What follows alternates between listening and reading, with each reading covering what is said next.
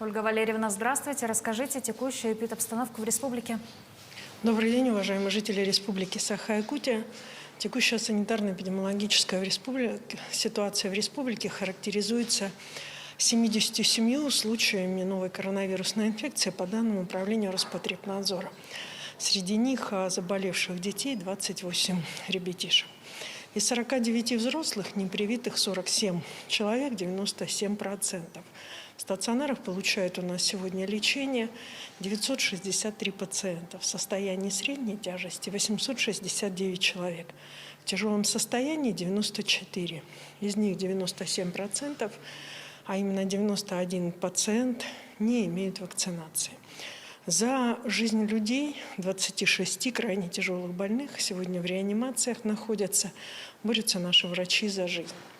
Уважаемые жители Республики Саха-Якутия, наиболее напряженной ситуацией у нас является ситуация по заболеванию в Нерюнгринском, Хангаласском, Сундарском, Улусах. Вновь появились случаи в Аймиконском, Среднеколымском и Устьянских Улусах. Все они находятся под контролем. Продолжается вакцинальная кампания на территории республики. Первым компонентом у нас привито 71,6% от взрослого населения республики. В 4 районах республики вакцинация выше 90%. Это Алайховский, Верхнеколымский, Момский, Нижнеколымский, Среднеколымский. Свыше 80% в Абыйском, Жиганском, Ленском. В городе Якутске привито 75% взрослого населения. Меньше 60% взрослого населения привито в Чурапчинском улусе. Уважаемые жители Республики Саха-Якутия, мы все готовимся к новогодним праздникам. Мы сегодня в торговых центрах республики, где бы мы ни жили, в городе или в небольших населенных пунктах, безусловно, достаточно много посетителей, которые готовятся к встрече Нового года. В связи с чем обращаем ваше внимание на необходимость соблюдения санитарно-эпидемиологических норм, так же, как и предприниматели, на необходимость соблюдения требований по предъявлению и проверке QR-кодов на территории нашей республики.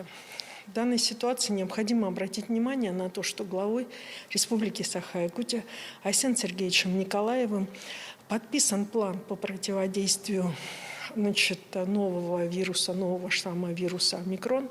Он подписан непосредственно с учетом начала отслеживания всех прибывающих из неблагополучных стран, соответствующая деятельность Управления Роспотребнадзором по республике осуществляется, в связи с чем, соответственно, сегодня ситуация находится на полном контроле. Учреждения здравоохранения готовы, в том числе для работы с любым вирусом на территории республики. Уважаемые жители Республики Саха-Якутия, еще раз обращаю внимание на начало, в том числе, корпоративных праздников, утренников, в связи с чем в наших школах, чем обращаю внимание на необходимость продолжения работы как по дезинфекции помещений, так и по соблюдению всех требований санитарно-эпидемиологического характера. Спасибо, Ольга Валерьевна.